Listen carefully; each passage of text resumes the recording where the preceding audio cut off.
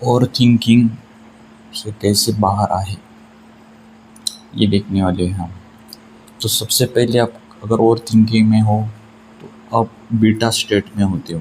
Beta यानी सबसे ज़्यादा थिंकिंग की लेवल होती है ये स्टेट में, जिसमें एक रिदम चलता है, एक वेब चलता है, वो बीटा स्टेट में होता है। तो थॉट बहुत आते हैं, तो आपको उससे बाहर निकलने के लिए आपको अल्फ़ा स्टेज में आना होगा। अल्फ़ा स्टेज यानी कि हम थोड़े से रिलैक्स होते हैं और दिमाग में थॉट कम आते हैं, वो स्टेट होती है। तो आपको इसमें आने के लिए आपको ब्रीदिंग कंट्रोल करनी पड़ेगी, यानी कि ब्रीदिंग कोई भी एक्सरसाइज आप कर सकते हो, या तो आप मेडिटेशन कर सकते हो या डीप ब्रीदिंग कर सकते हो। हम यहाँ पे देखेंगे डीप ब्रीदिंग। डीप ब्रीदिंग में आते हैं 4-6-8। 4 यानी कि 4 सेकंड तक आपको सांस अंदर लेनी है, 6 सेकंड तक आपको होल्ड करनी है, और 8 सेकंड तक आपको स्लोली स्लोली मुंह से छोड़ना है। आपको मैं प्रॉपर बताता हूँ। आप एक जगह पे बैठ जाइए, स्पाइनल कॉर्ड सीधा रखिए, चेयर पे बैठ सकते हो या नीचे बैठ सकते हो ज़मीन पे, ठीक है। और आंखें बंद कर लीजिए, और स्पाइनल कॉर्ड स्ट्रेट होने के बाद आपको लेफ्ट हैंड आपके पेट पे रखना है, राइट हैंड आपको चेस्ट पे रखना है, ठीक है। उसके बाद आपको आंखें बंद करने के बाद मुंह मुंह बंद कर लेना है, और नाक से स्लोली स्लोली 4 सेकंड आपको सांस लेनी है। लेने के बाद आपको 6 सेकंड तक होल्ड करना है, मगर स्टमक आपका फूलना चाहिए, यानी पेट अपना बाहर आना चाहिए, वहाँ तक पेट तक आपको सांस लेनी है। 6 सेकंड तक होल्ड करने के बाद आपको 8 सेकंड स्लोली स्लोली मुंह से छोड़ना है। आपको मुंह से सांस छोड़नी है स्लोली स्लोली। ये आपको 10 मिनट 2 टाइम, अगर ओवर थिंकिंग ज़्यादा हो तो आप नाइट को भी कर सकते हो और मॉर्निंग को भी कर सकते हो। अगर कम हो तो आप 10 मिनट एक बार भी कर सकते हो, मगर ये आपको डेली प्रैक्टिस करनी पड़ेगी, तब कम होगा। आपको रिजल्ट 3-4 दिन में ही दिखने लगेगा, फास्ट रिजल्ट आता है। अगला है ग्राउंडेड।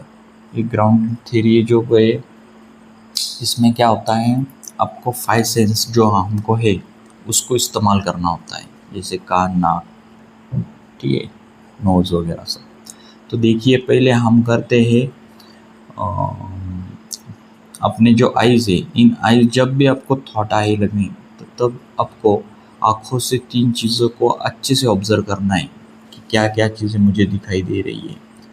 3 चीज़ें कौन सी भी ले सकते हो। जब भी आपको थॉट आएंगे तब आपको आजू बाजू में आय से देखना है, आपकी आँखों से देखना है कि वो चीज़ कितनी ऑब्ज़र्व कर सकते हो, उतना ऑब्ज़र्व करना है, क्या क्या दिख पा रहे हो उसमें से। बारीक बारीक चीज़ें ऑब्ज़र्व करने की कोशिश करनी, जैसे डिटेक्टिव करते हैं। अगला है टेस्ट। आपको कुछ 2 चीज़ें ऐसी खाने की है जो किस तरह लग रही है, उसका टेस्ट कैसा है, उसमें क्या मिलाया है, कुछ भी आपके पास जो होगा। अगर आप अभी कर रहे होंगे तो आम का सीज़न है, आम का टेस्ट कैसा है, बहुत मीठा है या बहुत अम्बट लग रहा है, वो देखना है। दूसरी बात है टू टच। टू टच यानी कोई भी 2 चीज़ ऐसी टच करनी है और उसको फील करना है, कोशिश करनी है कि वो फील कैसा है, याद रखने की कोशिश करनी है कि इसका फील किस तरह से अलग है दूसरे चीज़ों से। ऐसे 2 चीज़ें या 3 चीज़ें या और भी आप ले सकते हो। जितना आप ज़्यादा लोगे उतना ही अच्छा है, मगर मैंने सिर्फ यहाँ पे 2 लिखा है, ठीक है। उसके बाद है स्मेल। स्मेल की भी 2 या उसके ऊपर आप चीज़ ले सकते, चाहे कोई फूल हो, चाहे कोई और चीज़ हो, चाहे अलग आपके पास जो भी कुछ होगा। जब भी आपको ओवर थिंकिंग होंगी तो आपको स्मेल लेने की कोशिश करनी है और सोचना है कि इसकी स्मेल कितने अलग है, क्यों अलग है, क्या है इसमें अलग चीज़ लग रही है मुझे। उसको ऑब्ज़र्व से स्मेल करना है, जितना आप डीप कर सकते हो, ठीक है। उसके बाद आपको लिसनिंग करना है। आप अगर ओवर थिंकिंग में हो तो कोई भी, चाहे कोई गाना सुनो, चाहे किसका आवाज़ होगा, ये किस सिंगर का आवाज़ होगा, तो कुछ भी आप जो कर सकते हो। मैंने एग्जांपल के लिए आपको एक सॉन्ग बताया, मगर आप दूसरी भी चीज़ें कर सकते हो। तो यह अगर आप करते हो तो आप प्रेजेंट में आ सकते हो जल्दी से जल्दी। उसके बाद आता है माइंडफुलनेस। माइंडफुलनेस यानी क्या है कि एग्जांपल देते, खाना खा रहे हो, समझ लो खाना रहे हो, तो सिर्फ उस पर ध्यान दो। मैंने शॉर्ट में लिखा है, ये आ रहे हो, तो मैंने बड़ा सेंटेंस बन जाता था। तो इसका कहने का मतलब एक ही है कि अगर खाना खा रहे हो तो पूरा 100% उस पर ध्यान देना है। कोई भी चीज़ आप कर रहे हो तो उसको पूरी तरह से कोशिश करनी है। मुझे मालूम है अभी सोशल मीडिया का टाइम है, अभी माइंडफुलनेस करना टफ है, मगर आप सबसे ज़रूरी माइंडफुलनेस हो चुका है और ये बहुत ज़रूरी होने वाला है आगे फ्यूचर में भी। तो आपको जो भी चीज़ कर रहे हो, चाहे टीवी देख रहे हो तो टीवी में खो जाओ, खाना खा रहे हो तो खाने में खो जाओ, चल रहे हो तो चलने के टाइम पे सिर्फ चलने पे ध्यान दो।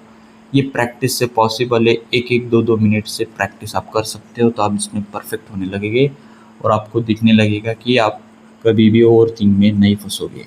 ठीक है, ये बहुत पावरफुल काम करता है, ये एक थेरेपी, माइंडफुलनेस वाली थेरेपी है। ठीक है, इसके बाद है, अब ये कर सकते हो, ये बहुत इम्पोर्टेंट क्वेश्चन है।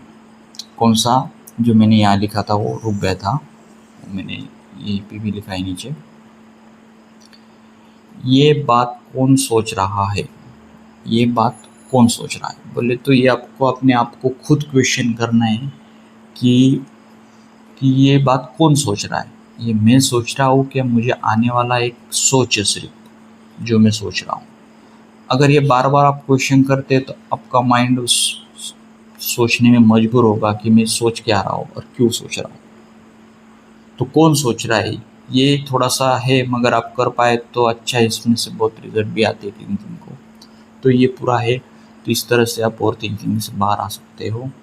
अगर ये चीज़ करने पर भी नहीं आप बाहर आ पा रहे, या आपको एंग्जाइटी है,